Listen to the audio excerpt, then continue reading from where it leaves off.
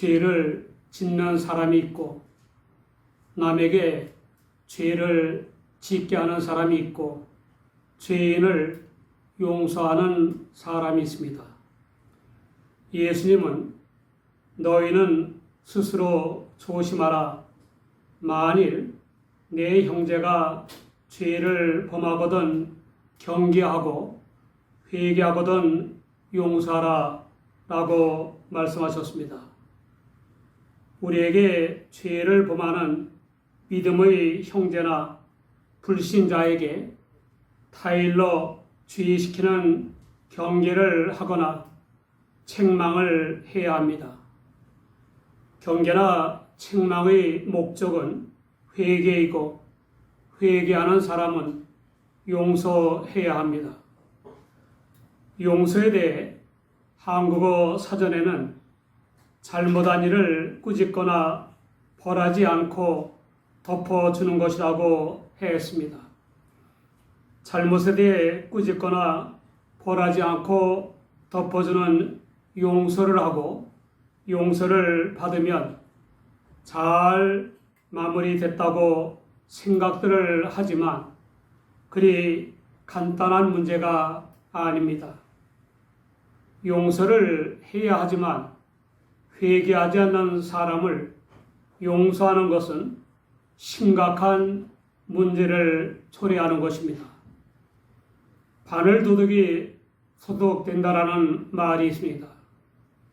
반복되는 많은 용서가 바늘 도둑을 소도둑이 되게 한다는 것입니다. 남의 바늘을 가져왔을 때에 따끔하게 타일러 주의시키는 경계나 책망을 하면 소도둑이 되기는커녕 바늘도 더 이상 훔치지 않을 것입니다. 할머니가 문 있는 곳에 둔 쌀을 퍼가는 것을 본 어떤 분이 속으로 걱정 말고 마음 놓고 퍼가세요 라고 하고는 계속 가져갈 수 있도록 그 자리에 쌀을 놓았다는 글을 읽었습니다. 감동적이니 현대판 장발장인이 하는 댓글이 달렸습니다. 용서 이상의 사랑으로 생각할 수도 있습니다. 그분에게 감사한 마음을 가지면서 한편 이런 생각을 해봤습니다. 그분이 할머니를 만나서 필요한 분들을 위한 쌀이니 필요할 때마다 가져가서도 된다고 했더라면 더 좋았을 텐데 예수님은 만일 하루 7번이라도 내게 죄를 얻고 7번 내게 돌아와 내가 회개하노라 하거든 너는 용서하라 라고 말씀하셨습니다. 성경의 7이 완전수이므로 7번 용서하라는 것은 무한정 용서하라는 뜻입니다. 단 회개를 전제하는 것입니다. 회개가 용서할 조건입니다. 죄로 인해 피해를 본 사람에게 성심성의껏 배상하는 회개의 열매를 맺은 사람이라면 무한정 죄를 반복하지 않을 것입니다.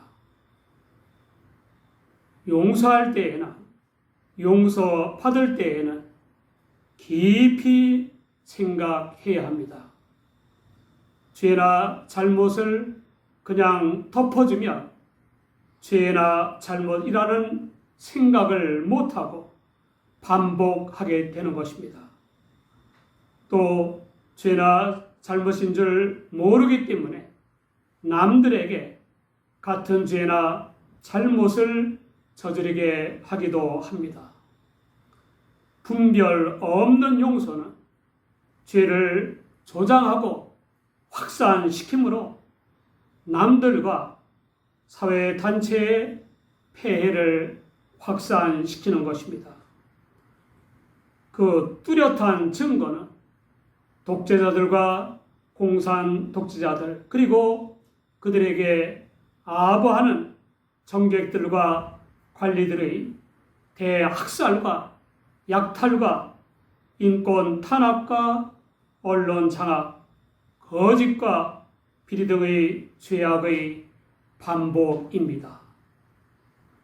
서민의 세계에도 분별 없는 용서의 폐단이 적지 않습니다. 그러므로 용서라는 문제는 신중하게 취급되어야 합니다. 참된 용서란 무엇인가? 용서는 어떻게 해야 하는가? 용서는 몇 번까지 해야 하는가? 라는 문제는 정말 깊이 이해되어야 합니다. 용서라는 문제를 더욱 어렵게 만드는 것은 사랑과 용서의 화신이신 예수님도 경로하기도 하셨고 성전의 환전상들의 돈을 쏟으시며 상을 얻기도 하셨고 위선자인 바리새인들과 사두개인들에 대해서는 저주라 할 수도 있는 질책을 하셨다는 점입니다. 마태복음 18장 21절을 보면 예수님의 수제자인 베드로도 주여 형제가 내게 죄를 범하면 몇 번이나 용서하여 주리까? 7번까지 하오리까? 라고 질문했습니다. 7번까지라는 질문 속에는 흥미있는 사실이 들어있습니다. 율법 박사를 할 수 있는 랍비들은 3번까지만 용서하고 그 이상은 해서는 안 된다고 가르쳤습니다. 그러므로 베드로 딴에는 예수님이 랍비들보다 훨씬 더 훌륭하시고 게다가 사랑이 많으시다는 점을 감안하여 7번까지 용서해야 하느냐고 한 것입니다. 외국아이 기도문입니다. 하나님, 착한 사람은 빨리 죽는다면서요. 엄마가 말하는 걸 들었어요. 저는요, 항상 착하지는 않아요. 하나님, 휴가 때에 계속 비가 와서 우리 아빠는 무척 기분이 나쁘셨어요. 하나님한테 우리 아빠가 안 좋은 말을 하긴 했지만요. 제가 대신 잘못을 빌 테니 용서해 주세요. 하나님의 친구, 그렇지만 이름은 비밀이에요. 용서라. 죄나 잘못을 한 사람이 죄나 잘못임을 깨닫고 다시는 안 하게 하지 않으면 별 의미가 없습니다. 예수님을 눈에 가시처럼 여겨 제거하려는 유대의 지도층인 서기관들과 바리새인들이 간음하다가 잡힌 여인을 끌고 와서 가운데 세우고 예수님을 시험했습니다. 모세의 율법에는 돌로 치라고 했는데 선생은 어떻게 말하겠느냐는 것입니다. 돌로 치라고 하면 대속제물이 되기 위해 온 사람의 구주로서 자가 탕착에 빠지고 당신을 구주로 믿음으로 구원받는다고 하는 복음도 치명상을 입게 됩니다. 용서하라고 하면 모세를 통해 주신 하나님의 율법을 거역하는 것이므로 무리의 돌에 맞아 죽을 수도 있습니다. 예수님이 아무 말씀도 안 하시고 몸을 굽혀 손가락으로 땅에 쓰시는 것을 보고는 기세가 등등해진 그들은 묻기를 마지 않았습니다. 일어나신 예수님은 그들에게 뜻밖의 말씀을 하셨습니다. 죄 없는 자가 먼저 돌로 치라는 겁니다. 예수님은 다시 몸을 굽히시고 손가락으로 땅에 쓰였습니다. 예수님의 말씀에 양심의 가책을 느낀 어른들을 시작으로 젊은이들까지 한 사람씩 떠나갔습니다. 여인이 간음한 죄와 돌로 쳐 죽이려는 무리에 의해 만신창이가 되고 진망신을 당한 것을 잘 아시는 예수님이 그녀에게 하신 말씀이 요한복음 8장 11절 후반입니다. 나도 너를 정죄하지 아니하노니 가서 다시는 죄를 범치 말라. 그냥 용서하신 것이 아닙니다. 정죄하지 않으신다고 하여 정죄 받을 죄임을 밝히셨고 가서 다시는 죄를 범치 말라고 하셨습니다. 예수님의 용서의 핵심은 정죄하지 않는다는 것이 아니라 다시는 죄를 범치 말라는 것입니다. 우리가 우리에게 죄를 지은 사람을 용서하는 것은 하나님의 용서를 받는 첫 조건이 아닙니다. 용서를 가능케 하는 사랑은 인간이 아닌 하나님께 있는 것입니다. 속죄 제물이 되시는 주 예수님에게서 극명해진 하나님의 사랑의 용서는 선행적인 것입니다.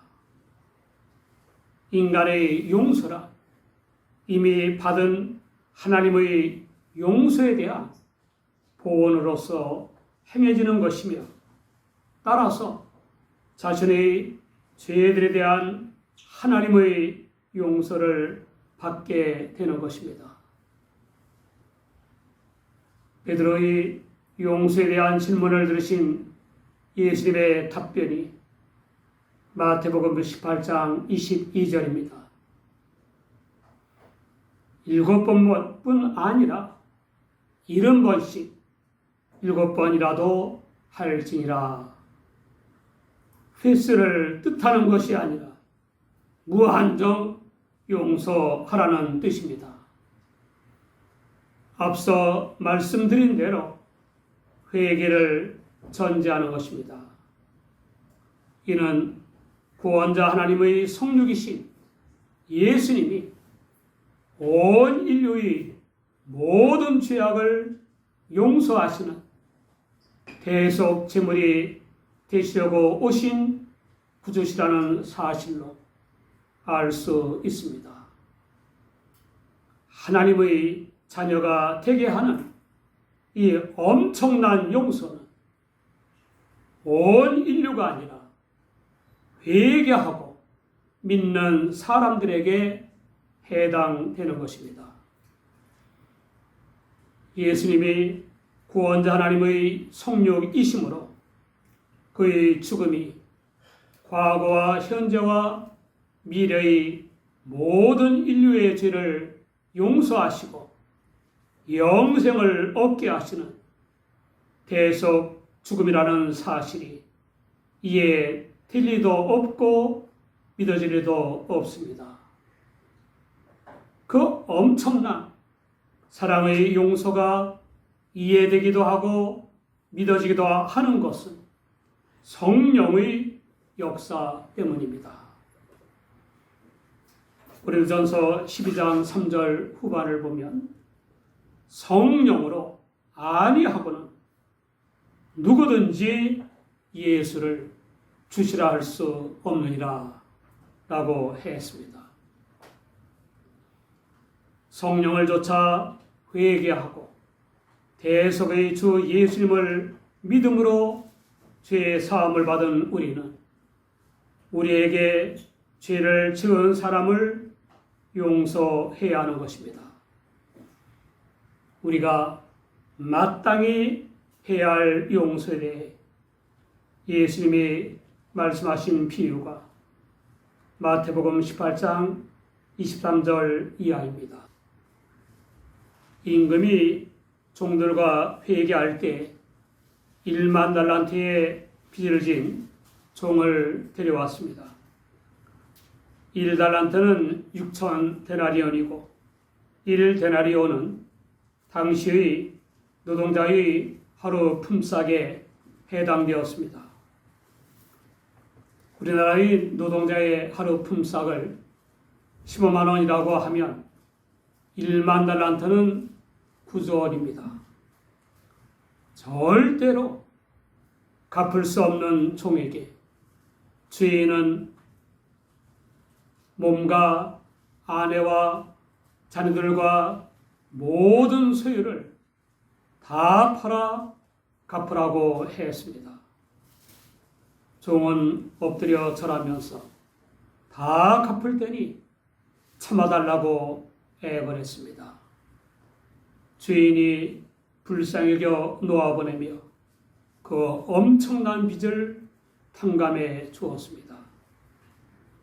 주인에게 1만 달란트의 빚을 탕감받은 엄청난 은혜를 받은 종은 감사와 보온의 사랑과 용서로 살아야 했습니다.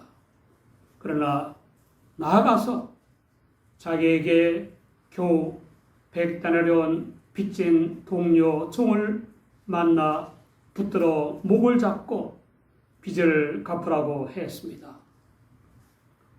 하나님에게서 멸망당할 수밖에 없는 죄를 용서받았음에도 불구하고 자신에게 사소한 잘못을 한 형제를 용서하기는커녕 난폭하게 대하는 인간을 의미하는 것입니다. 동료 종은 엎드려서 갚을 테니 참아달라고 간청했습니다. 동료 종의 애걸은 종이 주인에게 한 것과 같았으므로 종은 주인의 엄청난 은혜가 생각났을 것입니다. 그러나 애걸하는 종을 빚을 갚도록 옥에 가뒀습니다. 이 어이없고 기막힌 일을 전해들은 주인은 노하여 그 종을 책망하고 옥졸들에게 넘겼습니다. 용서는 회개를 전제해야 합니다. 분별 없는 용서는 죄에 묻히게 하고 남들과 사회단체에 해를 끼치는 죄를 조장하는 것입니다. 용서란 죄를 반복하지 않고 바르게 살도록 돕는 것입니다. 용서가 어렵지만 일단 용서하면 정신 건강에도 좋고 화평한 관계도 만들고 하나님께 영광을 돌리게 되는 것입니다. 우리는 대속의 주님을 믿음으로 말미암아 지옥으로 끄는 죄의 용서를 받아 성결한 삶을 살다가 천국에서 영생을 누릴 은혜를 받았으므로 우리에게 죄를 지은 사람을 용서해야 합니다. 꼭 유념할 것이 있습니다.